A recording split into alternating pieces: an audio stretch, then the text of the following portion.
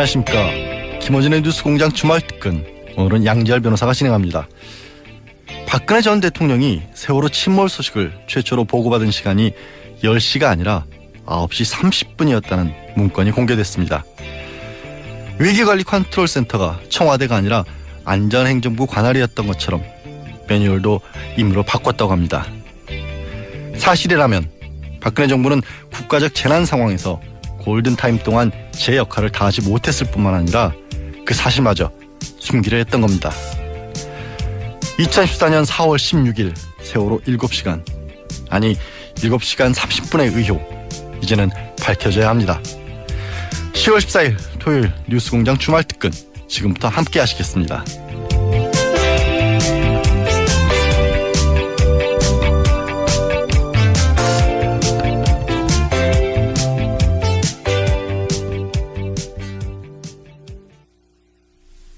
네, 문재인 정부 1기 내각 릴레이 인터뷰를 진행하고 있는데요. 김상조 공정거래위원장에 이어 환경부 김은경 장관을 뉴스공장에서 만나봤습니다.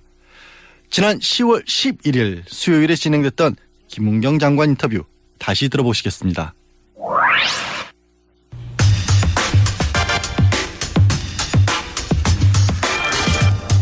뉴스공장에서 오래전부터 준비해온 시리즈가 있습니다. 예.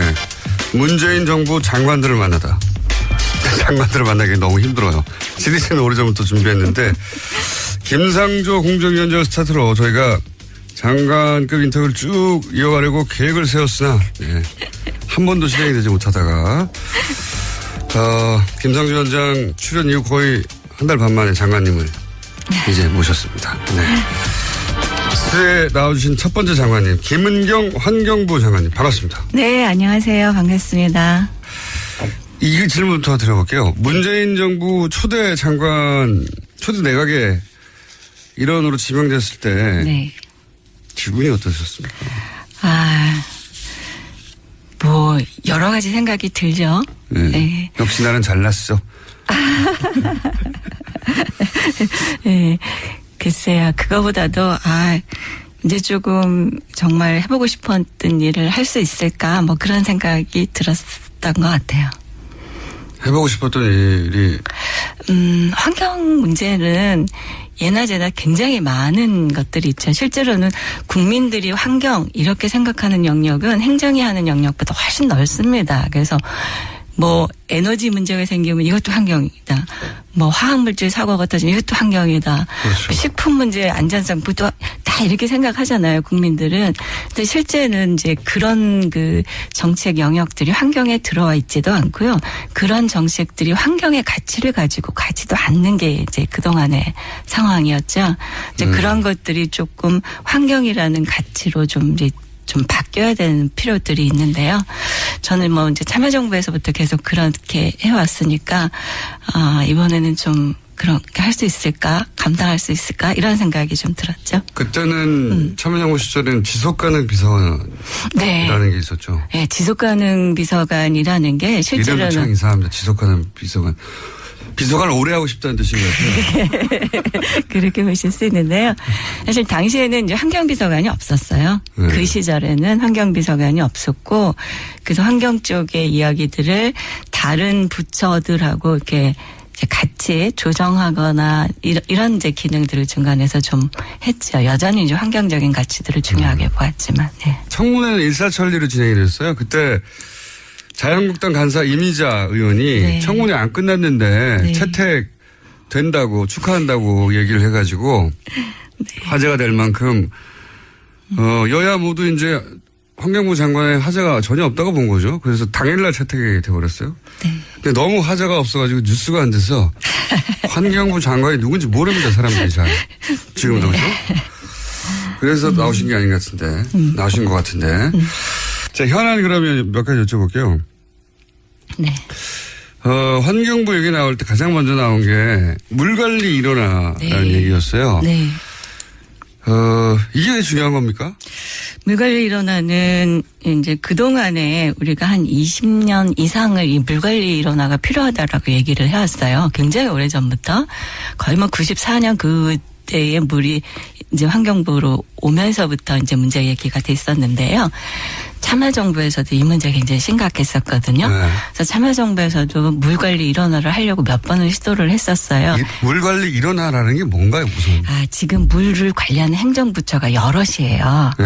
그래서 그 생활용수, 공업용수 이것만 해도 지방상수도 이건 환경부 쪽에서 관리했고 광역상수도라 그래서 큰 댐을 만들어서 멀리 관을 깔아서 물을 보내는 이거는 다 국토부에 수자원공사가 있어요. 수자원공사. 네. 그 지금도 또 그 이외에도 농업용수는 농림부가 하고요. 산업 또 그 공장에서 쓰는 물 이런 거는 또 산업부에서 하고요. 또 하구 이런 거는 또 해수부하고 연결되어 있고요. 이제 많은 부서들이 이걸 이제 나누어 갖고 있어요. 이거 왜 이렇게 나눠줬을까요? 그러니까 행정이라는 게 어떤 경우에서 100%딱 맞게 잘라지지는 좀 않는 것 같아요. 그건 영역이. 맞아요. 예. 그렇기 때문에 어떤 목적을 주로 하느냐에 따라서 그 시대에 맞는 행정 수요 그런 거에 따라서 이제 영역들이 갈라지는 것 같았는데요. 그때 생겨왔군요, 이렇게. 그렇죠. 예. 근데 이제 우리나라의 물 관리는 특히나 이제 그 전쟁 겪고 우리나라 뭐 만들고 이랬을 때 인프라가 없었을 당시에 사회적 인프라를 까는 게 굉장히 중요한 일이었죠. 그때는 건설이. 그럴 시기에 이제 그쪽하고 같이 해서 대형 댐을 짓는다든가 이런 사업들이 굉장히 오랫동안 유지가 되었죠.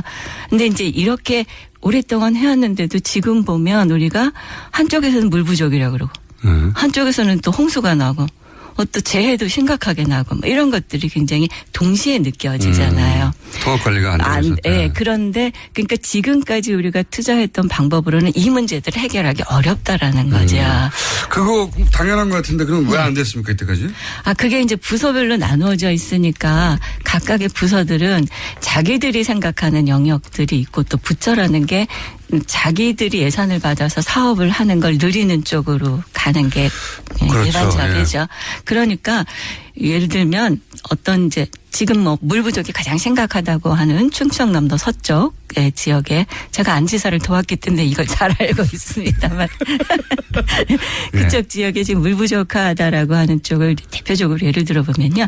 예전에는 거기도 다 지방상수도들이 있었어요. 근데 거기다가 이제 큰 댐을 짓는 거죠. 보령댐 이렇게 지어놓고 지방상수도를 다 없앴어요.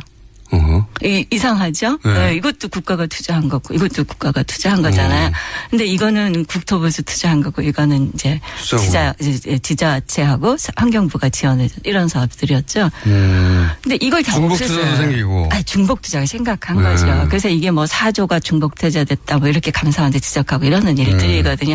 근데 이렇게 됐는데 그 결과가 어떠냐면 지방상수도로 했던 걸 다 없애고 광역상수도 하나에다 의존하면서 지금 물 부족 문제가 이 지역에 굉장히 심각해지는 거예요. 왜냐하면 비는 모든 곳에 내리잖아요. 예. 근데 이거를 댐 하나에 받는 것보다는 어디서나 다 받는 게 좋은 거잖아요. 상식적으로 그렇죠. 예. 근데 지금 우리는 물을 큰 댐에 가두는 거 말고는 빨리 빼서 내보내는 게 치수예요. 물을 지역에서 이렇게 잘 관리를 못해요. 그러면서 댐을 막아놓으니까 또 하천은 물이 마르면서 이게 생태계도 안 좋고 물 수질도 안 좋고 총체적으로 문제가 있는 거죠. 이런 얘기도 있었거든요. 뉴스공장에서 관련 인터뷰를 저희가 했었는데 4대강 사업을 승인하고 또는 진행하는데 분명히 협조하고 그 과정에서 혜택을 입고 했던 공무원들도 있다. 세력들도 있고 그분들도 상당수 여전히 그 자리에 계시고 그러다 보니까 그 뉴스공장 4대강 전문가 인터뷰에서는 보이지 않는 방해가 있을 수 있다. 앞으로 틀림없이 봐라. 내가 한 일이 맞지 않았냐. 자기 부정하지 않기 위해서라도. 혹시 실무하시면서 그런 저항을 느끼신 적은 없어요? 이게 진행이 잘 안 되는 거구나. 그렇지는 않습니다. 그래요? 그렇지는 않고요.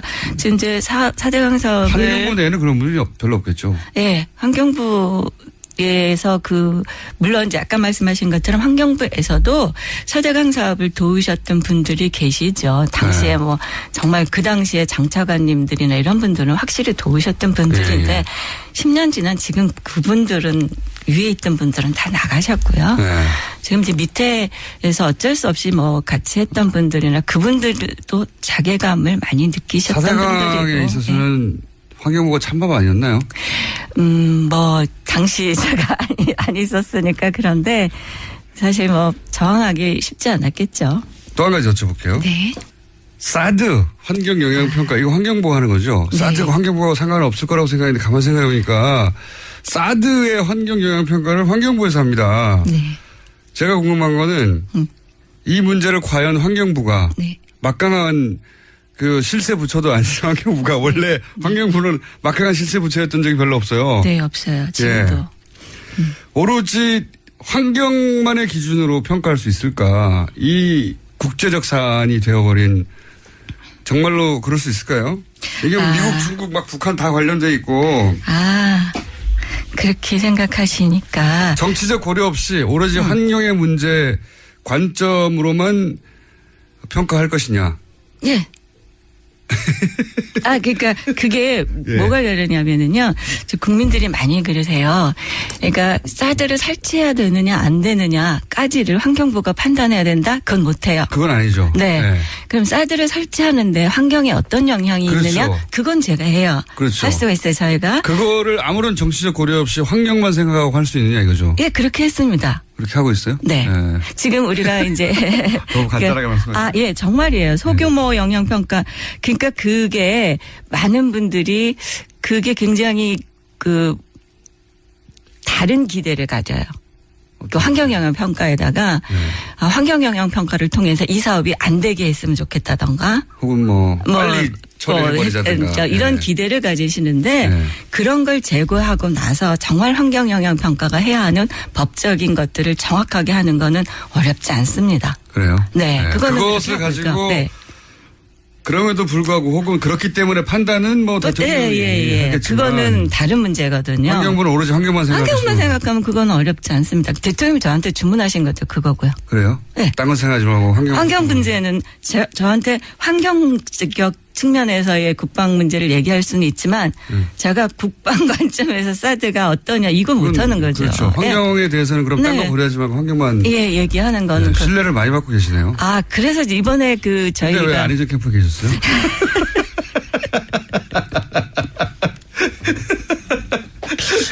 이런 식이시군요. 네. 환경만 고려하겠다. 네. 그게 그래서 계획대로 하면 언제 끝나는 거죠? 지금 저희가 이제 국민들도 많이 이제 오해를 하시는데요. 환경영향 평가 자체를 환경부가 하는 건 아니고요. 그거는 사업자가 해요. 그러니까 아하. 국방부가 환경영향 평가를 만들어 가지고 저희한테 보내는 거예요.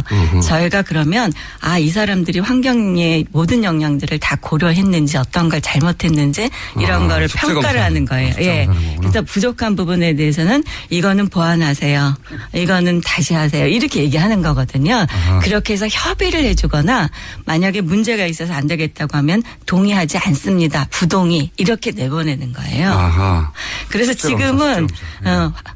국방부 열심히 하고 있을 거라고 생각해요. 실제 평가는 정해진 기준에 따라서 실행하는 사업소가 곳이 있고 하고, 사업소가 있고 전문 기관이겠죠. 네네. 예. 거기에 대해서 이게 왜 빠졌어라든가 네. 이건 기준에 미치지 못하네라든가 네. 그런 숙제 검사를 해서 점수를 매기고 통과 아니다 이거를 네. 환경 모청하는 거군요. 네, 협의, 부동의. 그렇군요. 시간이 벌써 다 됐네. 그렇게. 이렇게 빨리 시간이 지나갔습니다. 문자가 자꾸 오네요. 제가 게스트고 장관님이 진행자의 목소리라고. 네. 저도 그렇게 생각합니다. 국감이잖아요. 네. 내일인가요? 내일부터네요. 40초밖에 안 남았는데 국감 준비는 잘 되셨어요? 예, 잘 하고 있습니다. 국감에 어떻게 할지 잘 모르겠어요. 국무회의 하면 마지막 질문인데 누가 제일 말이 많습니까? 청와대에서. 이낙연 총리인가요? 공정위원장이신 것 같아요. 김상정 위원장이 말이 제일 많습니까? 맞습니다. 말솜씨는 누가 제일 좋나요? 다 톤이 다른 것 같아요. 저희 문화체육부 장관님은 거의 시적으로 얘기를 하시고요. 예. 한 번 더 모시겠습니다. 네. 감사합니다. 네, 감사합니다. 환경부 장관이었습니다. 다른 장관님들 나와주세요. 네. 주말 특근의 친절한 AS 뉴스공장의 불량 생산품들을 바로잡아 드리고 있는데요. 김어진 공장장이 김상조 위원장에 이어 한 달 만에 장관 인터뷰라고 했는데 2달 만입니다. 김상조 위원장이 8월 9일에 출연하셨거든요. 혹시 고기를 너무 많이 먹어서 치매가 일찍 온 건 아닌지 걱정입니다. 문재인 정부 초대 내각 릴레이 인터뷰 다음 찾아주실 장관분은 누구일까요? 장관님을 어서 찾아주십시오. 네, 뉴스공장 최고의 인기 코너로 자리를 잡았죠. 노르가즘. 이번 주도 빠져드는 인터뷰였는데요. 역시 10월 11일 수요일에 진행했던 정의당 노회찬 원내대표의 노르가즘 다시 들어보시겠습니다. 뉴스공장의 최고 인기 코너인데 오늘은 좀 색다르게 시작해보겠습니다. 노르가즘. 정의당 노회찬 원내대표 오늘은 전화로 시작합니다. 안녕하세요. 예, 안녕하십니까. 예, 지각을 하셔가지고 그 사이에 또 논평하실 사건들이 막 쏟아졌어요. 예, 엄청난 사건들이 많이 쏟아졌는데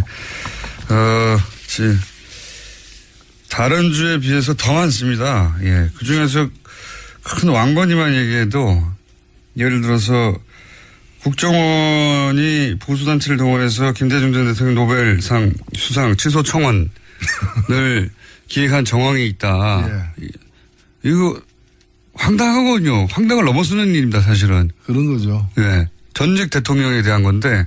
근데 여기에 대해서 국정원 그 직원 개인의 일탈일 뿐이다. 정권 차원에서는,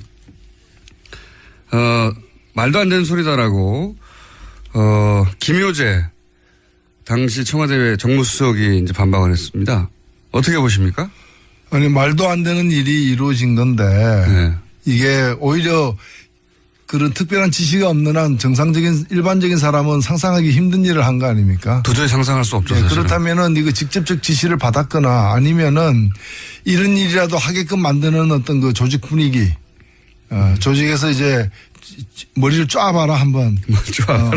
짜내봐라. 예. 했을 때는 나옴직한 거죠. 그렇죠. 전직 대통령인데요. 뭐 국정원 일개 개인이 기획했다는 건 저는 말이 안 되는 것 같아요. 그리고 이것이 그 취소 청원한다 그래서 취소가 가능하지 않다는 것도 제대로 따지지 않고서 한 거 아닙니까? 취소는 불가능하니까 이제 그런 분위기를 만들려고 했죠. 분위기를 만들어서 예. 이제 흠집을 내려고 했겠죠. 예.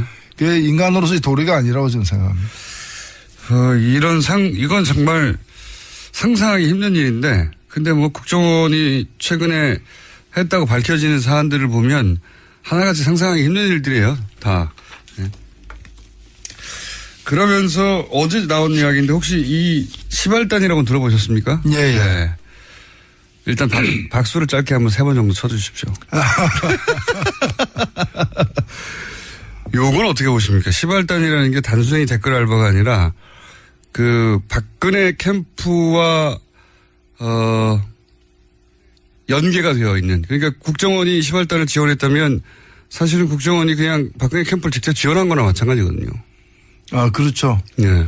이거는 뭐 그 공직선거법 위반도 해당되고요. 그다음에 이것이 그 지원이 그 돈이 뭐 국정원 직원들의 어떤 개인 사적인 돈이 아니었을 거 아니에요. 국정원 예산으로 이렇게 집행을 하기 때문에 했다면. 네. 특정 경제범죄 가중처벌법의 국고손실에 해당되는 그 무기 내지 그 뭐 7년 이상인가 그럴 겁니다. 그 굉장히 그 무겁게 다스리는 법인데 거기도 해당되는 거고, 무엇보다도 국정원이라는 국가기관이 그 특정 후보의 선거운동에 조직적으로 개입한 명백한 증거가 되는 거죠.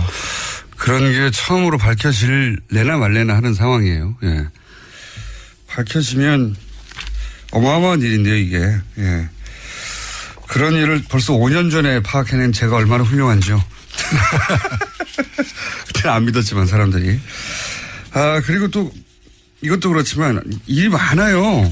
너무 많아서 뭐부터 여쭤볼지 모르겠는데, 혹시 최근에 이명박 전 대통령 관련해서 이명박 전 대통령의 형 이상은 씨가 퇴조되어 있는 다스라는 회사와 관련한 실소유주 논란, 이것도 아시죠? 예.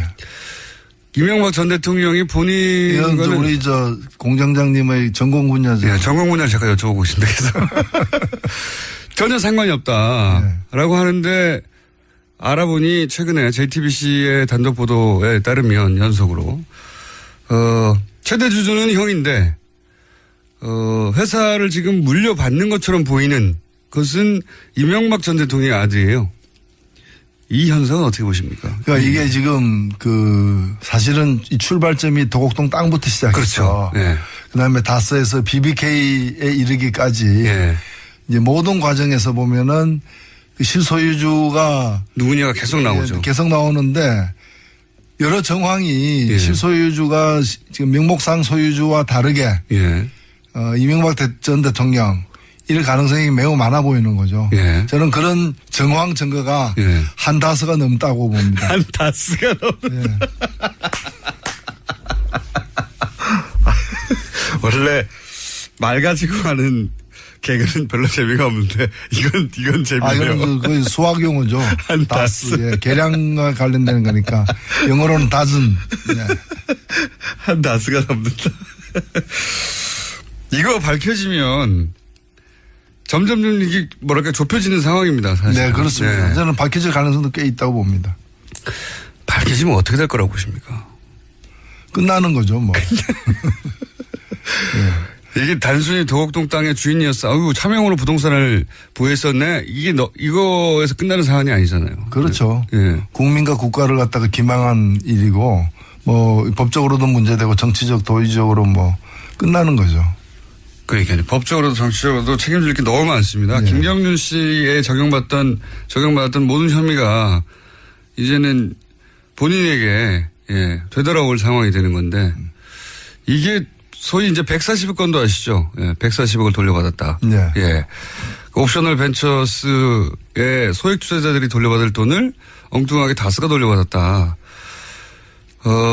그 140억을 돌려받고자 하는 욕심만 없어서도 다시 이렇게 불거지지는 않았을 것 같아요. 네. 그랬을 수 있죠. 끝을 알 수 없는 욕망. 네. 기대하고 계십니까 혹시? 예. 그게 그쪽의 전공인 것 같아요. 그쪽에 전공이라. 그런 식으로 해서 돈을 갖다가 이게 치부하는 것이. 굉장히 복잡하게 하지만 들여다보면 실소유주는 항상 따로 있는 것 같은 일들이 계속 연속으로 이어지죠. 자, 여기까지 제 전공에서 잠깐 언급했고요. 박근혜 전 대통령. 예. 지금 구속 연장 되느냐 마느냐. 네. 어떻게 될 거라고 보십니까? 저는 지켜봐야 알겠지만, 구속될 가능성이 높다고 봅니다. 왜냐하면은 구속 연장 사유가 명백하고요. 예. 원래 이제 구속 기간이 원래는 2개월입니다. 예. 1차가. 예. 2번 연장해서 6개월까지 할 수 있는데 예. 6개월 이상 구속시키려면은 예. 새로운 또 이 증거에 새로운 기소 내용이 예. 있어야 되는데 지금 추가 기소를 했어요. 예. 추가 기소한 것은 주로 이제 롯데하고 SK 뇌물 네. 수수와 관련된 부분인데 거의 수사가 안 됐으니까 지금. 예, 수사가 안 됐으니까. 그래서 이 부분은 뭐 당연히 기소 항목으로 받아들여질 걸로 특히 이제 롯데 경우에 SK는 몰라도 예. 롯데는 받아들여질 걸로 보여지고요. 그다음에 이 공범인 다른 분들 예. 최순실, 안종범, 김종 이런 사람들이 다 추가 기소로 해가지고 구속 연장이 됐어요. 예. 연장이 됐는데 죄질로 보더라도 그리고 범죄 정황의 위치로 보더라도 더 무거운 혐의를 받고 있는 박 전 대통령 경우에 이 구속영장이 재발부되지 않을 수 없다고 봅니다. 저도 그렇게 생각하는데. 그리고 이제 증거인멸이나 증거인멸 등의 우려가 사실은 있고요. 예. 입을 맞출 수도 있는 것이고요. 예, 그 다음에 재판에 안 나올 가능성이 굉장히 높아요. 제가 볼 때는 안 나온다고 봐야 됩니다. 지금 만일에 이 영장이 기각이 돼가지고 10월 17일 날 6개월 만기로 출소를 하게 되면은 입원을 하든지 아니면 집에서 버티든지 해가지고 지금 갇혀 있는데도 보면은 안 나왔죠. 자기 재판에도 안 나온 적이 있고요. 예. 아프다는 이유로. 그다음에 증인으로 가야 될 이재용 재판 등에 다 안 나갔거든요. 예. 그러니까 안 나온다고 봐야죠. 그럴 가능성이 대단히 가스통 높죠. 쌓아놓고 밖에서 또 이렇게 못 나오게 할 수도 있는 거고요. 그리고 이제 친박 지지자들이 그 앞에서 막고서 못 가게도 할 것이고요. 네. 집행도 막을 것이고 정상적으로 재판 진행 안 된다고 봐야죠. 그렇죠. 예, 실제로 그렇게 되면 그럴 가능성이 대단히 높다. 그런 와중에 박근혜 전 대통령이 수감 중에도 특별한 대우를 받았다고 기자회견을 한번 하셨는데요. 예, 제가 놀란 거는 교도소장의 면담이 그동안 열흘에 한 번꼴로 있었어요. 열흘에 한 번. 그래서 제가 알아봤어요. 법무부를 통해 가지고 왜 면담했느냐니까 생활을 지도하기 위해서. 생활을 지도하기 위해서. 아니 뭐 미성년자도 아니고 대통령을 지낸 사람인데 생활을 잘 못할까봐 말이 안 되는. 그래서 열흘 한 번씩 지도. 실제로 그 수감되어 본 사람은 아는데 예. 이렇게 면담 한번 하는 가지고 왜 문제 삼느냐. 예. 근데 전국에 그 4만 명, 5만 명에 이르는 재소자들 중에 아마 구치소장 면담한 사람 손꼽기도 힘들 거예요. 왜 안 만나주죠? 예. 그리고 이 만나러 가는 것 자체가 또 이 면담은 말이죠. 변호사를 접견해도 옆에 교도관이 배석을 합니다. 예. 혹시 뭐 핸드폰이라도 건네주고 전화라도 네네. 걸까봐. 지켜보고 있죠. 근데 교도소장 면담할 때 누가 배석하겠습니까? 그럼 혼자 쉬러 가는 겁니까? 예, 그렇죠. 면담한다는 명목하에 무슨 일이 일어나는지 모르지 않습니까? 모르겠네요. 방에서 한 2시간 쉬십시오 하고 그 방에서 나와버리고 혼자 있게 만들고 옆에 전화기 있고 그럴 수도 온갖 있겠네요. 의혹이 일어날 수 있는 이런 일을 왜 하느냐라는 거죠. 단순히 면담을 왜 했냐가 아니라. 그렇죠. 하긴 소장이 면담한다고 하면 옆에 누가 안 서 있죠. 안 써 네. 있죠. 그걸 기록하지도 않을 것이고요. 소장실에서 보통 합니까? 이제 이 소장실 아닌 곳에서 했다고 하는데 네. 그것까지도 좀 모르는 알 거죠. 수가 없죠. 예. 예. 소장실에서 했으면 말씀하신 대로 모든 시설이 다 있죠. 외부와의 통신이라든가. 아, 그런 점이 있군요. 그런 면담도 했고. 그다음에 뭐 변호사 접견 같은 경우에도 매일매일 한다고 하고. 하루에 한 건 이상 했는데 사실 이게 이분이 일주일에 3번, 4번 재판 받았잖아요. 예. 그리고 그런 재판을 하는 날은 변호사 접견이 불가능하거든. 예. 시간상. 예. 그다음에 공휴일 빼고 주말. 그러면은 면회할 수 있는 날이 몇 안 돼요. 예. 그러면 하루에 2번 이상 했다는 거고요. 그러네요. 예. 그 아마 밖에 오전, 있어서- 오후. 예, 오전. 그거는 이 면회가 변호사 접견을 위한 면회였다기보다는 변호사 접견이라는 미명하에 징역을 갖다가 이렇게 편하게 보내는 시간 관리 그런 거였다고 이제 볼 수밖에 없다는 거고 이 점은 이 박근혜 전 대통령만이 아니라 이재용, 김기춘 다 동일해요. 다 동일하게 오히려 더 그 접견 횟수가 많아요. 그러니까 징역 산다고 해놓고 비싼 변호사 집어넣어가지고 징역에서 빼가지고 자유시간 보내는 그러니까 매일 이제 외박하는 뭐 그런 거죠. 외출하는 그런 상황인 거죠. 그런 와중에서 또, 교도소장하고 면담으로 빠져나가고. 예. 그런 특별한 대우를 받고 있다. 공간도 굉장히 넓지 않습니까? 공간도 지금 보면은 최근에 어떤 재수자가 헌법소원 내가지고 이겼는데요. 예. 그게 뭔가 하면은 0.3평. 0.3평. 0.3평이면 신문지 2장 반이에요. 예. 신문지 2장 반에다가 재운 거예요. 그래가지고 국가를 상대로 해가지고 이거는 그 부당한 처우다 해가지고 뭐 몇백만 원 국가가 배상하라라고 이제 판결을 받아냈는데 그런 사람이 쓰던 공간에 비하면 그런 사람이 10명의 공간을 혼자 쓰고 있는 거죠. 그런데도 이제 그 안에 이게 일종의 스위트룸, 호텔로 따지면 이제 스위트룸에 지내고 있는 거죠. 스위트룸. 그런데 요즘 대망을 읽고 있다고 예. 소설을 그러면서 그 동아일보의 보도든가요? 보면 앞으로 정치적 역할에 대한 구상을 하고 있는 거 아니겠냐 뭐 이런 식의 해석을 하던데.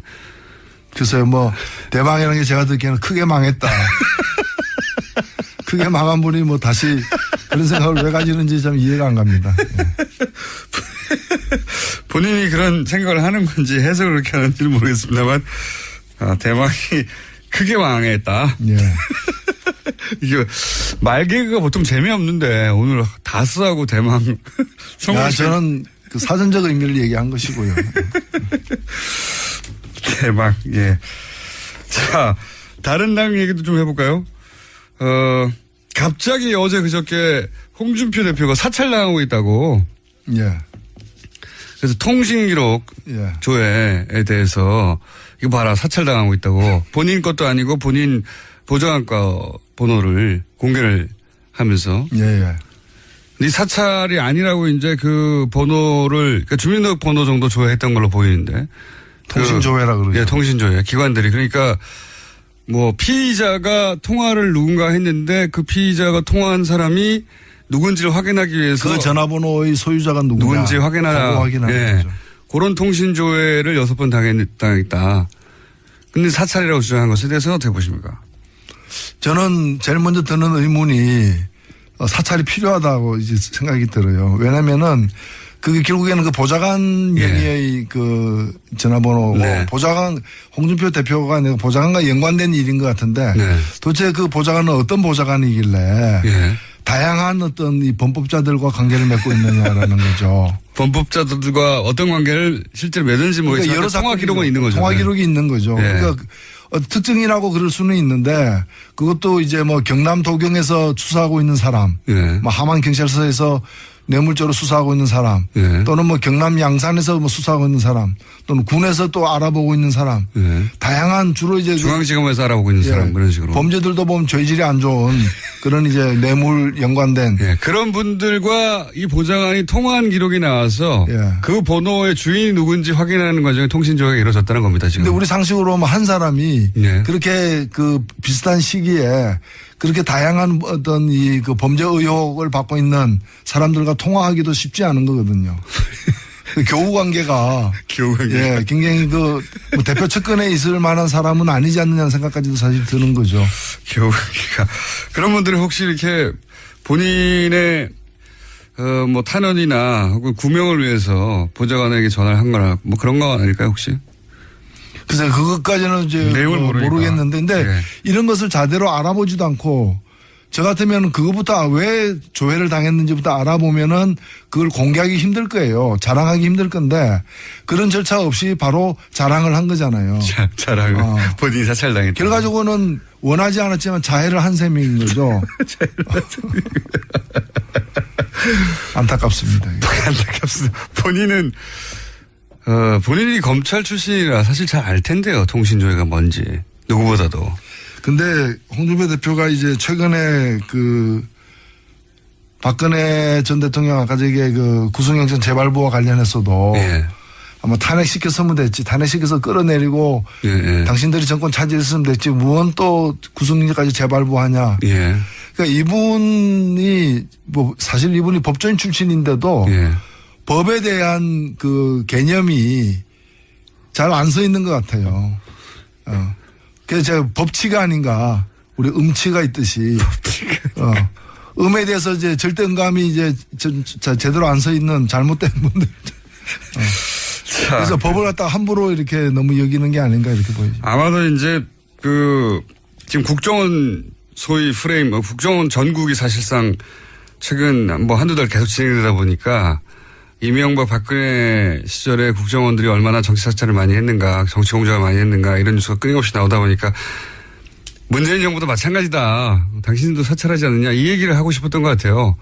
근데 내놓을 게 없다 보니까 보좌관 통신조회 이걸 내놓다가 지금 자총수죠 사실은 일종의. 그렇죠. 좀 제대로 면밀하게 보고해야 되는데 평지에 풍파만 일으키는 꼴이 된 거죠. 평지에 풍파. 야, 오늘 여기까지 하겠습니다. 이 시간만 되면 저는 즐거워요. 자, 지금까지 정의당의 노회찬 원내대표였습니다. 감사합니다. 네, 감사합니다. 예, 2753번님, 공장장, 노회찬님에 대한 편애가 너무 심한 거 아닙니까?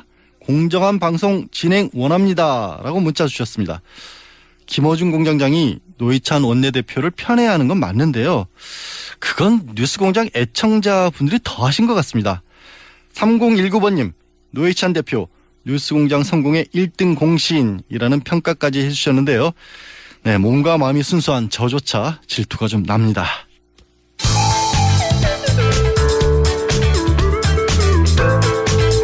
뉴스의 깊이가 다릅니다. 최고의 뉴스 생산자 김어준입니다.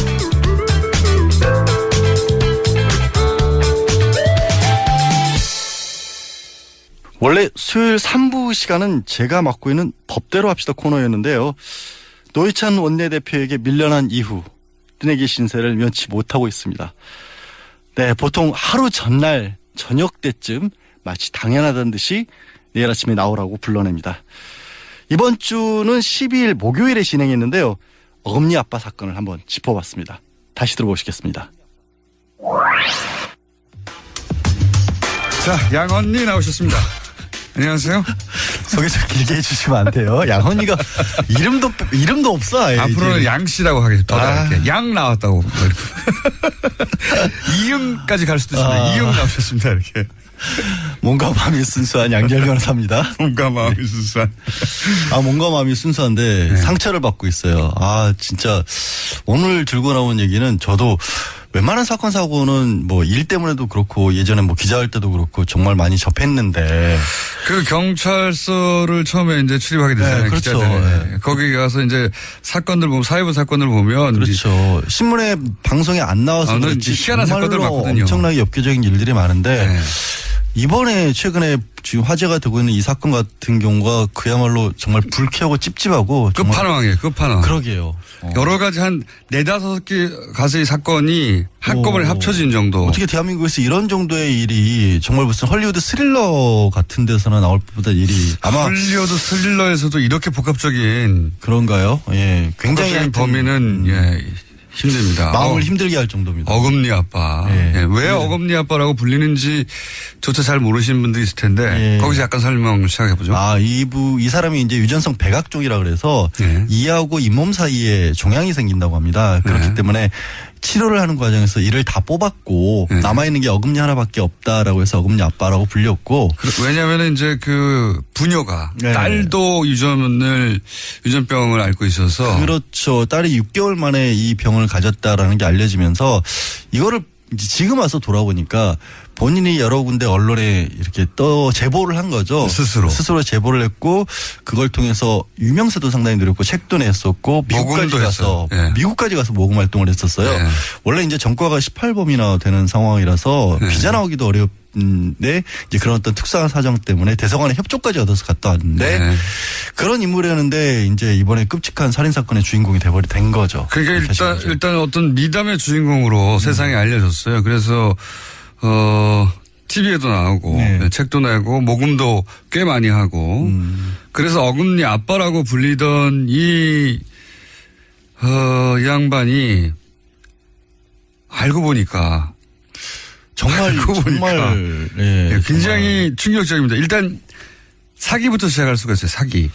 지금 말씀드린 부분이 뭐 구체적으로 누구를 개인적으로 접근한 건 아니지만 그 활동을 벌였다는 것 자체가 다 사기에 해당할 수 있을 만큼 좀 의도성이 너무나 보이고 있고요. 호화 생활을 한다고 하기도 그리고 하고 본인이 지금 기초생활 수급자로 돼 있는데 사실 그 보면은 뭐 외제차를 가지고 있었고 다른 사람 명의였지만 사실상 본인이 움직였던 외제차들도 있고요. 여러 대 했다고 하고 이번에 뭐 마지막에 지금 충격적인 사건이었던 피해자를 살해하고 시신을 유기할 때도 벤츠를 썼던 걸로 그렇게 나오고 있거든요. 이것도 정말 엽기적인 것이 사망한 딸이 가장 좋아했던 딸의 친구라고. 딸이 좋아했을 뿐만이 아니라 이 사람이 그 피해자를 콕 집어서 연락을 해라라고 했다라는 겁니다. 그것도 엽기적인데요. 그리고 거기에 딸을 동원했다는 것도. 그러니까 지금 딸의 친구를 살해하는데 많이들 나온 얘기지만 처음에는 딸이 몰랐을 것이다라고 생각을 했었는데 딸이 알고 있었고 집에 이제 9월 30일 날 집에 왔었을 때 음료수에 수면제를 타서 먹인 것도 건네준 것도 딸이었다라는 거죠. 이게 좀 상상하기 힘든데. 그래서 이제 문제는 살인을 사실상 공모한 부분이 있는 건데. 그 부분까지는 지금 딸에 대해서 구속영장을 청구를 할 건데 일단은 사체 유기 부분은 워낙 명백하기 때문에 같이 도와준 게 그걸로 영장을 청구하는데 살인 부분은 추가 수사를 해야 되고요. 딸 같은 경우는 중요한 이유가 도대체 왜 이런 일을 벌였는지를 이 영화를 통해서는 좀처럼 이게 얘기가 나오지 않고 있기 때문에 아니 본인도 소위 아빠 사이드에서도 그 딸 친구를 왜 살해했는지 동기가 안 나오지 않습니까? 그러니까요. 그 동기를 알기 위해서라도 아마도 이 딸에 대한 구속 수사가 불가피한 상황으로 보여요. 범행 동기도 안 나오고 여기서 끝나나 했더니 아내의 죽음도 매우 의심스러운 정황이 나오고 그러니까 지금 사실 굉장히 불우한 딸의 병을 좀 팔아서 살았다라고 볼 수 있잖아요. 근데 이 기영학이라는 인간이 아내도 팔았더라고요. 글자 그대로. 아내가 여기서 저는 정말 야, 이건 정말 아내 역대 이런 사건이 있었나 싶은 건 지금 본인의 집에서 퇴폐업소를 직접적으로 운영한 것처럼 보이는 게 CCTV 같은 것이 설치돼 있었고 주변에 사람들이 오갔었고 네. 이 아내 말고 다른 여성들도 있었다라는 이웃의 증언들도 나오고 있는데 그러니까 이제 예를 들어서 부부가 성매매업소를 운영했다. 네. 이런 경우 있어요. 과거에 사건들 보면. 아니 그러니까 함께 운영하는 경우는 있죠. 있어요. 있죠. 그런데 그게 아니라 아내를 성매매에 동원을 했어요. 게다가. 네. 그리고 그걸 찍어서 또 그 영상을 팔았어요. 이거는 정말 그 부분은 지금 아직 경찰에서는 이게 그 여러 개의 영상이 확보가 됐는데 실제 그게 아내인지는 확인까지는 안 된 상황이에요. 다만 이 사람이 했던 짓은 뭐냐면 성매매 업소를 사실상 운영을 했고 매수자들 들어왔던 손님들이라고 해야겠죠. 그 사람들의 영상까지도 촬영을 해서 그런 것들을 또 취급하는 인터넷 쪽에 판매를 한 것으로 지금 추측이 되고 있고요. 아내를 그중에 성매매. 아내가 지금 포함된 걸로 보여요. 이건 정말 상상하기 힘듭니다. 너무 여러 충격적인 일들이 나왔어요. 일단 기본적으로 사기에 또 그 소아성애가 의심스러운 지금 살인 사건이 하나 지금 벌어지고. 그게 가장 저는 걱정스러운 부분이 피해자를 하필 14살 중학생을 콕 집어서 불렀던 이유가 이 이영학이라는 자가 어떤 짓을 했냐면 인터넷 SNS에서 14살에서 20살 미만의 이 여학생들을 끊임없이 찼습니다. 그리고 자기가 돌봐주겠다고 하고 뭐 숙식을 제공하겠다고 한다거나 정말로 무슨 뭐 극단적으로 14살의 사랑이 가장 위대한 사랑이라는 등 이런 정말 황당한 얘기들을 하고 다녔거든요. 그러면 이 혹시라도 몹쓸 짓을 하기 위해서 이 여중생을 그렇게 납치를 했던 게 아니냐. 그리고 더는 더 또 걱정되는 게 이 극단적인 어떤 사람을 해치는 것까지는 가지 않더라도 이전에도 비슷한 일이 없으련 보장이 없는 게 아니냐. 이런 상황이면. 첫 번째 이렇게 했는데 처음으로 걸렸대. 이것도 그러니까요. 쉽지 않은 일이기 때문에. 범죄 같은 거 반복됐던 경우들이 많아서 제2사3의 피해는 없을까 하는 부분도 이런 걱정이 사건은 됩니다. 듣도 보도 못했어요. 저도 정말 아까 초두에 말씀드렸다시피 변호사들끼리도 그래요. 우리도 그런 얘기 하거든요. 이상한 자기가 사건들 많이 겪으니까 서로 얘기를 하는데 정말 고개를 절레절레. 이런 사건은 처음 봅니다. 근데 가장 이제 좀 그런 게 말씀드렸다시피 이거를 이용을 했고 10년이 넘는 생활 동안 기간 동안에 감쪽같이 속여왔다는 거. 그 이유도 몰랐었고 언론에도 여러 번 그렇게까지 노출이 됐었는데 왜 이게 이상하다는 생각을 못했을까. 이게 우리 사회 안전 시스템 같은 것들이 제대로 작동을 안 하고 있는 게 아닌가 하는 걱정이 들어요. 근데 저는 그걸 넘어서서 생각해보면 이 아빠 역할을 하면서 대사관도 속이고 언론도 속이고 다 속였잖아요. 다 속였죠. 그리고 그러니까 우리 기초생활 수급자, 그러니까 기본적으로 사회 시스템을 철저히 잘 이용할 줄 아는 굉장히 너무나 잘하는 사람이었던 거죠. 영악한 플레이를 했고요. 이게 속을 수밖에 없을 수도 있어요. 그러니까 지금 지적장애 2급으로 등록이 돼 있거든요. 심지어는. 지적장애 2급이면 글쎄 한 4-5살 정도의 지능밖에 없다. IQ로 따지면 30에서 50? 사회생활이 혼자서는 불가능한 사람이어야 하거든요. 근데 그런 사람이 실제 지금 여태까지 드렸던 말씀에 비추해보면 말이 안 되는 상황이잖아요. 세상을 완전히 철저히 속인 거죠. 정말로 머리가 좋은 엄청나게 흉악한 범죄자거나 아니면 머리가 기형적으로 범죄와 관련된 부분만 발달을 했거나 이런 건데 그 사이코패스 여부인지를 심각하게 지금 따져봐야 되는 상황인 거죠. 정신감정을 할 수밖에 없습니다. 이런 사건은 정말 영화로 나오면 이렇게 복합적인 경우가 어딨어 할 정도로. 그렇죠. 비현실적이에요, 사실은. 그리고 아내도 살해한 게 아닌가. 근데 이제 그 살해의 의혹에 관한 얘기가 나오면서 동시에 나온 게 그 장인과 관계를 맺었기 때문에 화가 나서 뭐 이런. 아니, 의붓 시아버지. 그러니까 이영학의 의붓 시아버지. 의붓 아버지 뻘 장인이 아니군요. 의붓 아버지 뻘 되는 사람인데 의붓 아버지. 그 아내가 죽음에 이르게 된 계기에 대해서도 이렇게 얘기를 하는 거죠. 아내가 2009년부터 그 의붓 아버지와 뭐 성폭행이었지만 관계가 있었고 그거를 숨겼기 때문에 그게 화가 나서 정말 폭행을 저질렀다라고 얘기를 하고 그래서 숨진 아내의 시신에도 사실 상처가 좀 있었기 때문에 그 부분도 이미 경찰이 내사를 하고 있었던 거예요. 근데 정말로 엽기적인 부분은 뭐 다른 뉴스에서 들으셨겠지만 아내가 그랬다는 사실을 알고 나서 증거를 확보한답시고 다시 한번 관계를 가지라고 강요를 했다라는 겁니다. 그러니까 저도 정말 말씀을 드리면서도 불편해요, 사실은. 이건 사람으로서는 상상할 수 없습니다. 사람으로서는. 왜 이렇게까지 이런 일들이 벌어졌는지가 너무나 이해가 저는 도저히 안 가는 상황인데. 딸도 걱정이에요. 딸이 어린 나이에 도대체 어릴 때부터 어떤 교육을 받았을지. 딸이 굉장히 아버지를 무서워했다라고 하죠. 그렇겠죠. 당연히 그렇겠죠. 그리고 네. 무서워하는 동시에 딸은 지금도 눈에 띄는 장애를 가지고 있거든요. 아주 절대적인 의존관계일 수밖에 없었던 겁니다. 학교 생활을 하는 동안에도 희노애락 같은 것도 전혀 표정이 드러나지도 않았고, 그러니까 이게 아마 딸이 어느 정도까지 역할을 했는지 모르겠지만 법정에 가면 치열하게 다퉈질 게 딸이 자기 의지를 가지고 삶을 살아갈 수 있는 상황이었느냐. 설령 범죄에 가담을 했다고 할지라도 그러니까요. 진짜로 이게 자기가 나쁜 짓을 하고 안 하고 선택의 여지가 있었느냐 하는 부분도 심각하게 다퉈질 거고, 그러다 보면 이영학 본인에 대한 죄값은 더 무거워질 수도 있는 거죠. 정상적인 가정에서 자랐다고 절대 볼 수가 없죠. 아내도 그렇고, 아내가 엄마가 아빠에 의해서 성매매에 동원되는 걸 딸이 어떻게 눈치 못 챌 수가 있습니까? 14살인데요. 당연히 알 수밖에 없죠. 이거 어떻게 해결해야 될지 모르겠어요. 정말. 혐의만 지금 봐요. 살인 나왔고요. 사체 유기가 나왔고, 아마 성매매 특별법 위반이 나올 것 같고, 사기 여부는 좀 따져봐야 될 것 같고, 그다음에 공사문서 위조도 가능한 상황인 거거든요. 왜냐하면 신분증 같은 것들을 가짜로 발급받는 과정에서 그런 것들이 있고, 딸에 대해서도 만약에 딸에게 그런 것들을 시킨 거라면 이제 딸의 혐의와 관련해서도 그게 교사가 될 수도 있고, 그래서 범죄 혐의 사실만 해도 7, 8가지가 벌써 주르륵 떠오르고 있는 상황이라서, 이게 거기에 이제 동기가 나오게 되면 말씀드렸다시피 이미 경찰이 확보한 동영상들이 여러 개가 있는데, 그 동영상에 과연 누가 어떻게 들어가 있는지에 따라서 사건은 더 이상한 쪽으로 확대될 수도 있는 겁니다. 오늘 여기까지 하겠습니다. 네. 좀 죄송한, 말씀드리면서도 제가 찝찝하고 죄송한 사건이었습니다. 양재열 변호사였습니다. 안녕. 예. 네, 제가 죄송하다는 말씀을 드렸던 이유는요, 사건이 너무나 정말 받아들이기 어려울 정도였기 때문에 이걸 청취자분들께 말씀을 드리는 제가 죄송한 마음이 들 정도였던 겁니다. 어제였죠. 경찰이 어금니 아빠 사건 수사 결과를 발표하면서 검찰에 송치를 했는데, 이영학의 범행 동기가 밝혀졌습니다. 정말 이러지 않기를 바랐는데 결국 그 수면제에 취했던 피해 여중생을 상대로 음란행위, 성추행을 하다 학생이 의식이 돌아와서 반항을 하니까 살해했던 겁니다. 심지어 어떤 언론에서는 그보다 더한 어떤 학대 정황에 대해서 보도를 하기도 했는데요.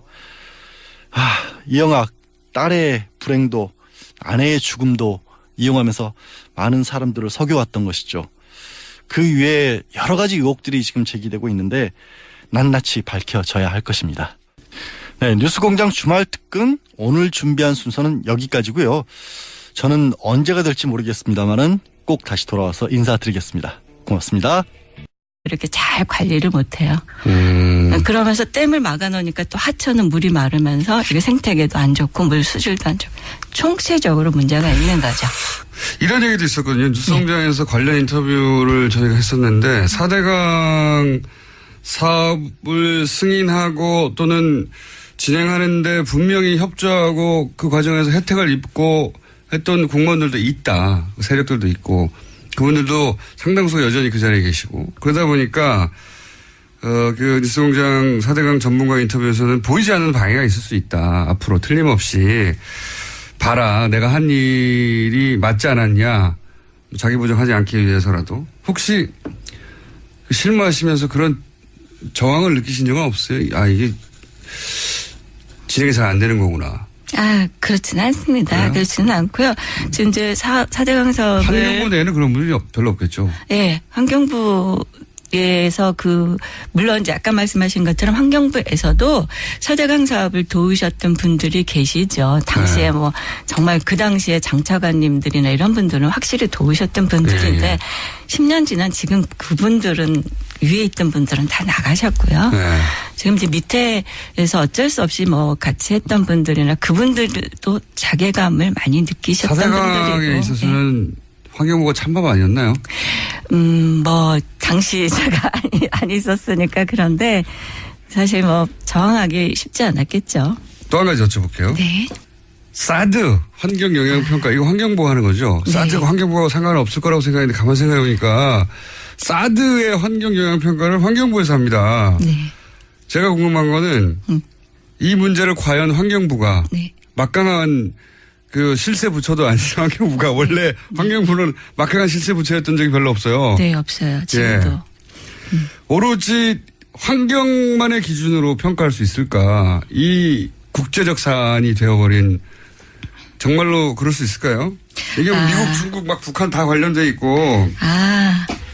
그렇게 생각하시니까. 정치적 고려 없이 오로지 환경의 문제 관점으로만 평가할 것이냐. 예. 그러니까 그게 뭐가 다르냐면은요. 국민들이 많이 그러세요. 그러니까 사드를 설치해야 되느냐 안 되느냐까지를 환경부가 판단해야 된다? 그건 못해요. 그건 아니죠. 네. 그럼 사드를 설치하는데 환경에 어떤 영향이 그렇죠. 있느냐? 그건 제가 해요. 그렇죠. 할 수가 있어요, 저희가. 그거를 아무런 정치적 고려 없이 환경만 생각하고 할 수 있느냐 이거죠. 예, 그렇게 했습니다. 그렇게 하고 있어요? 네. 지금 우리가 이제. 너무 간단하게 말씀하셨어요. 예, 정말이에요. 소규모 영향평가. 그러니까 그게 많은 분들이 그게 굉장히 다른 기대를 가져요. 그 환경영향평가에다가 환경영향평가를 통해서 이 사업이 안 되게 했으면 좋겠다던가. 혹은 빨리 처리해버리자든가. 이런 기대를 가지시는데 그런 걸 제고하고 나서 정말 환경영향평가가 해야 하는 법적인 것들을 정확하게 하는 거는 어렵지 않습니다. 그래요? 네. 그것을 가지고 그럼에도 불구하고 혹은 그렇기 때문에 판단은 대통령이 하겠지만. 그거는 다른 문제거든요. 환경부는 오로지 환경만 생각하면 그건 어렵지 않습니다. 대통령이 저한테 주문하신 것도 그거고요. 그래요? 네. 딴 건 생각하지 말고 환경 문제는 저한테 환경적 측면에서의 국방 문제를 얘기할 수는 있지만 제가 국방 관점에서 사드가 어떠냐 이거 못하는 거죠. 그렇죠. 환경에 대해서는 그럼 딴 거 고려하지 말고 환경만. 얘기하는 거는. 신뢰를 많이 받고 계시네요. 그래서 이번에 저희가. 근데 왜 안희정 캠프에 계셨어요?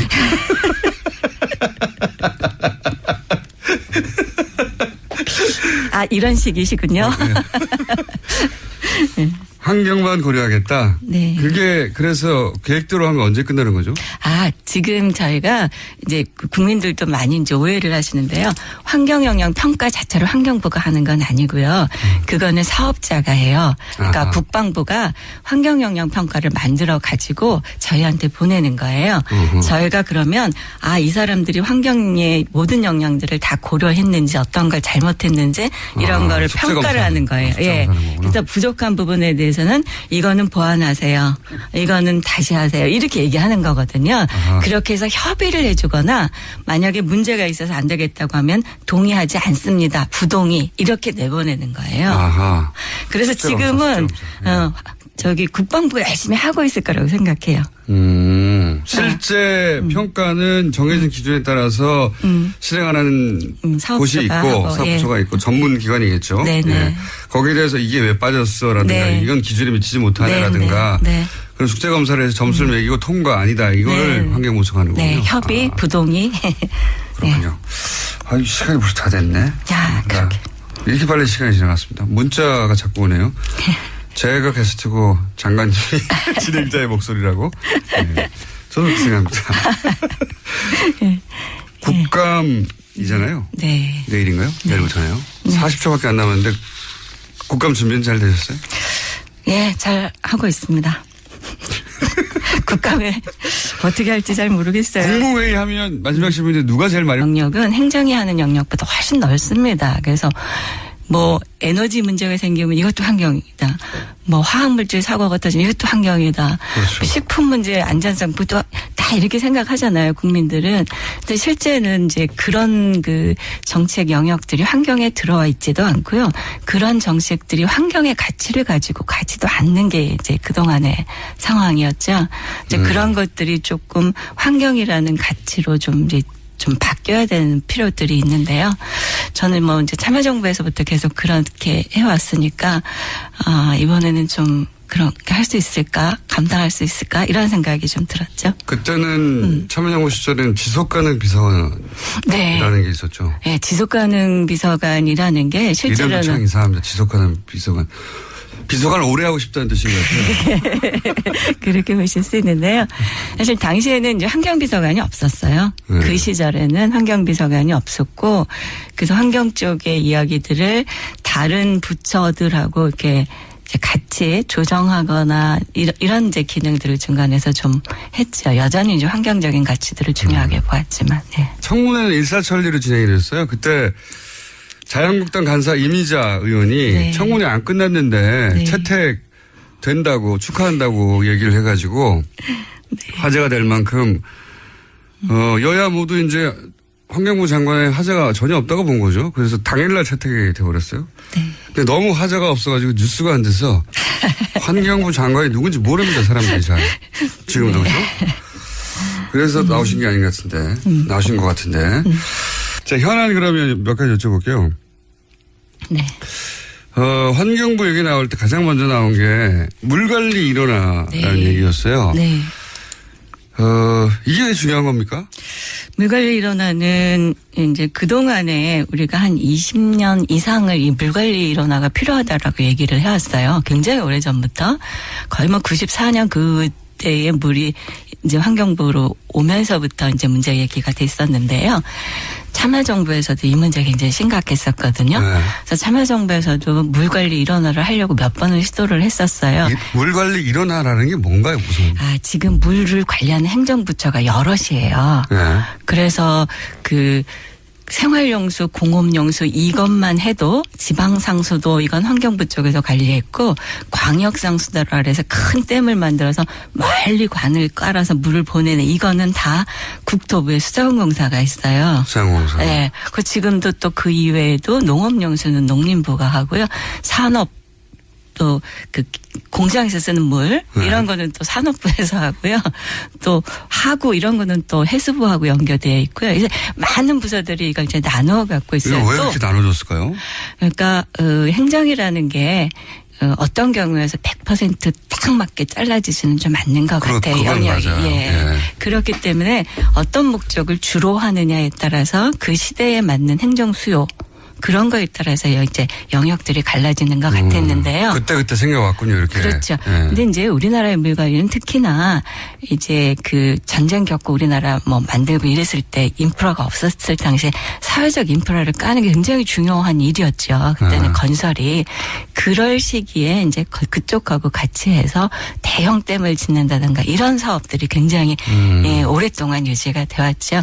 근데 이제 이렇게 오랫동안 해왔는데도 지금 보면 우리가 한쪽에서는 물 부족이라고 그러고 한쪽에서는 또 홍수가 나고 또 재해도 심각하게 나고 이런 것들이 굉장히 동시에 느껴지잖아요. 통합 관리가 안 되고 네. 그런데 그러니까 지금까지 우리가 투자했던 방법으로는 이 문제들을 해결하기 어렵다라는 거죠. 그거 당연한 것 같은데 그럼 왜 안 됐습니까 이때까지? 그게 이제 부서별로 나누어져 있으니까 각각의 부서들은 자기들이 생각하는 영역들이 있고 또 부처라는 게 자기들이 예산을 받아서 사업을 하는 걸 누리는 쪽으로 가는 게 그렇죠. 일반적이죠. 예. 그러니까 예를 들면 어떤 이제 지금 물 부족이 가장 심각하다고 하는 충청남도 서쪽 지역에 제가 안지사를 도왔기 때문에 이걸 잘 알고 있습니다만 그쪽 지역에 지금 물 부족하다라고 하는 쪽을 대표적으로 예를 들어보면요. 예전에는 거기도 다 지방상수도들이 있었어요. 근데 거기다가 이제 큰 댐을 짓는 거죠. 보령댐 이렇게 지어놓고 지방상수도를 다 없앴어요. 이상하죠? 네, 이것도 국가가 투자한 거고 이것도 국가가 투자한 거잖아요. 근데 이거는 국토부에서 투자한 거고 이거는 이제 지자체하고 환경부가 지원해 이런 사업들이었죠. 근데 이걸 다 중복 없앴어요. 투자도 생기고. 중복 투자가 심각한 거죠. 그래서 이게 4조가 중복 투자됐다 이렇게 감사원한테 지적하고 이러는 일들이거든요. 근데 이렇게 됐는데 그 결과가 어떠냐면 지방상수도로 했던 걸 다 없애고 광역상수도 하나에다 의존하면서 지금 물 부족 문제가 이 지역에 굉장히 심각해지는 거예요. 왜냐하면 비는 모든 곳에 내리잖아요. 예. 근데 이거를 댐 하나에 받는 것보다는 어디서나 다 받는 게 좋은 거잖아요. 상식적으로 그렇죠. 예. 근데 지금 우리는 물을 큰 댐에 가두는 거 말고는 빨리 빼서 내보내는 게 치수예요. 물을 지역에서 안녕하십니까. 김어준의 뉴스공장 주말 특근. 오늘은 양지열 변호사가 진행합니다. 박근혜 전 대통령이 세월호 침몰 소식을 최초로 보고받은 시간이 10시가 아니라 9시 30분이었다는 문건이 공개됐습니다. 위기관리 컨트롤센터가 청와대가 아니라 안전행정부 관할이었던 것처럼 매뉴얼도 임의로 바꿨다고 합니다. 사실이라면 박근혜 정부는 국가적 재난 상황에서 골든타임 동안 제 역할을 다하지 못했을 뿐만 아니라 그 사실마저 숨기려 했던 겁니다. 2014년 4월 16일 세월호 7시간, 아니 7시간 30분의 의혹, 이제는 밝혀져야 합니다. 10월 14일 토요일 뉴스공장 주말특근, 지금부터 함께 하시겠습니다.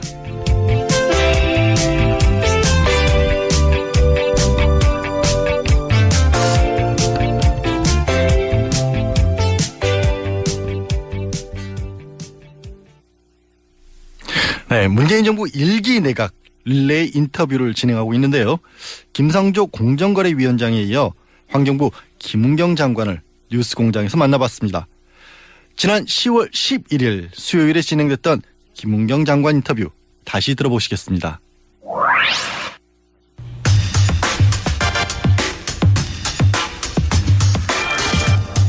뉴스공장에서 오래전부터 준비해온 시리즈가 있습니다. 예. 문재인 정부 장관들을 만나다. 장관들을 만나기 너무 힘들어요. 시리즈는 오래전부터 준비했는데 김상조 공정위원장을 스타트로 저희가 장관급 인터뷰를 쭉 이어가려고 계획을 세웠으나 한 번도 실행이 되지 못하다가 김상조 위원장 출연 이후 거의 한 달 반 만에 장관님을 이제 모셨습니다. 네. 스튜디오에 나와주신 첫 번째 장관님 김은경 환경부 장관님 반갑습니다. 네, 안녕하세요. 반갑습니다. 이 질문부터 드려볼게요. 문재인 정부 초대 장관, 초대 내각의 일원으로 지명됐을 때 네. 기분이 어떠셨습니까? 뭐 여러 가지 생각이 들죠. 네. 네. 역시 나는 잘났어. 네. 글쎄요. 그거보다도 이제 조금 정말 해보고 싶었던 일을 할 수 있을까 뭐 그런 생각이 들었던 것 같아요. 해보고 싶었던 일이 환경 문제는 예나 제나 굉장히 많은 것들이 있죠. 실제로는 국민들이 환경 이렇게 생각하는